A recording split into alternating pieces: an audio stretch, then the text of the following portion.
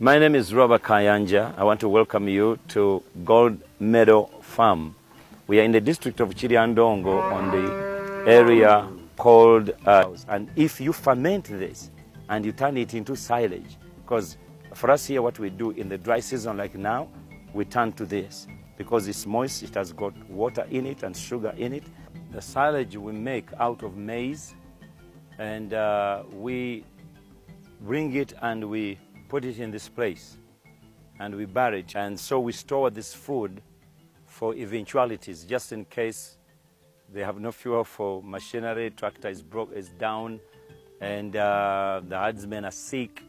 We just dig our maize brand and we take it out. This is for cow milk. So this product is come from Kenya. It doesn't come from Uganda, but it's good, pretty good product you put in the mixture. It has full of minerals, full of things for the animals, and then you put the one on the feed we made out of the silage, out of the machine.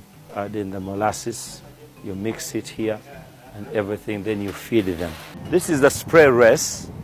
It helps you control diseases, especially tick.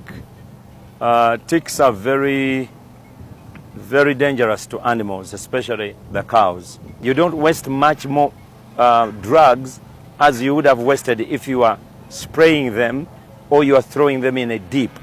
They just walk through and they bathe and they go, and they bathe and they go, and they'll feel fine. You must fence the whole farm. So the whole 1 square mile is fenced. And you have to keep on fencing because animals in the communities, they don't spray them, they don't treat them, they don't deworm them. So they carry numerous diseases. And because we are in a more of like a jungle area, even wild animals like cobs, like little leopards and other things, they will always carry disease on your farm. That's one of the ways of controlling disease. You need a vet, an assistant vet. For us, we have 2 because of the number of animals we have here, so that if one misses it, the other one won't miss it. In Uganda, you must earn money anywhere on the farm, so that when the cows are not producing milk, at least you're selling the fish. If the fish is out of season, then you are selling the bananas or you are selling the pineapple, so that you don't get out of farming and you start looking for a job, because farming is a 24, 48 hours work. One of the things that we have realized that in this area is predominantly a maize growing area. So when we came here, they told us you can't grow bananas, and we brought them. Now other people have started getting sucklings from us. We are also introducing pawpaw, mangoes, guava, and pineapple. Seasons come and go. You can't depend on only your goats and animals. Otherwise, you sell your stock off in order to pay bills. So you must engage yourself in citrus fruit. You must engage yourself in crops, bananas, and animal husbandry, and chicken rear. My advice I'll give to young farmers is that if you're starting a farm, is locate where water is.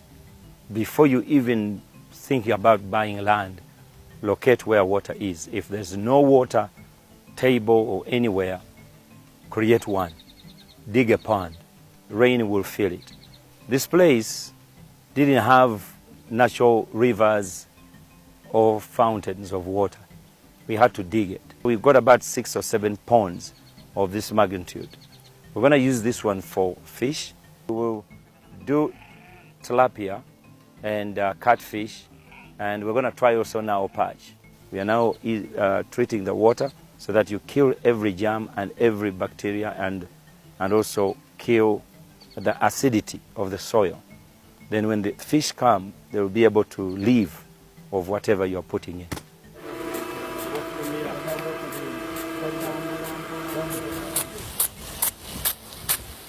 Behind me are sacks full of maize, which we harvested last season, and they help us to remove the maize bran, which we feed, mix it with our feed of the animals, but also it provides food for the people on the farm, but also in our charity organization, when we are giving bucket project or whatever, we are able to give instead of buying and spending. You must store your maize in bags like this so that when you seal it, it does not get spoiled. So it can last 3 to 6 months. So you can wait until the prices go up. When the price go up, then you can sell. Most farmers just take from the field and they just sell. By the time we harvested, maize was 500. Now it's 850.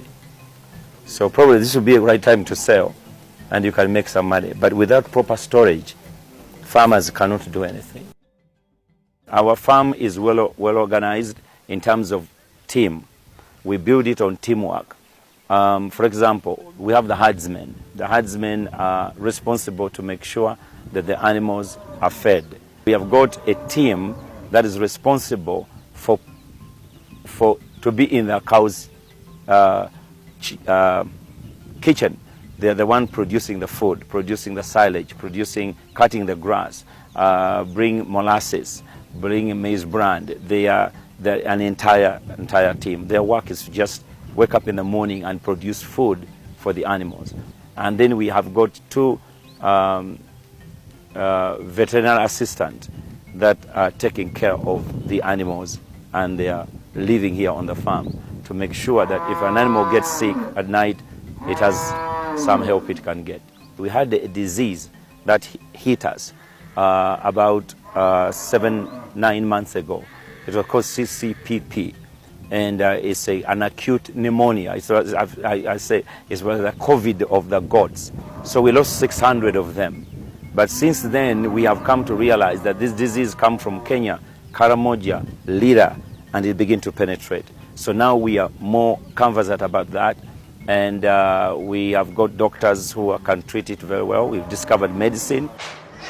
Nyajja wano nyasaba omulimu w'omusumba kayanja yakola application ku tractor eyo naye kusooka nyajja wano mwaka 2009 nyali tractor operator ninyasooka nkompakasa nankuza nampirozo ba manager ente ezaaliddwa byonna mbimanyi mu rekodi yange ente zonna ziri mu farm byonna biri mu kodi yange ezigija enyana enkulu endaawo buno bulimu obuto buno obuyanda obuto andikati awo nifuna toto kyabuli kiraaro. When you have so many animals and you don't know which produce when, what time, you don't even follow the lineage of that animal, which is very important in farming. You need to keep the record that this is a mother of so-and-so. Like the cow you just saw, Birabwa. Birabwa came here as a mother. So she has produced what we call Rabirabwa, a daughter. And then Rabirabwa, the second, the third. So we know her sons, we know her daughters, we know which line, and we know she's very stout and big, so she's good in giving milk. So we know that those are milk cows, not because you are milking it today, but the lineage through which they have come through. We adapted not only these numbers you see here, these are goat numbers, but when you go to the calves, you see them, they have got a electronic number on their ear.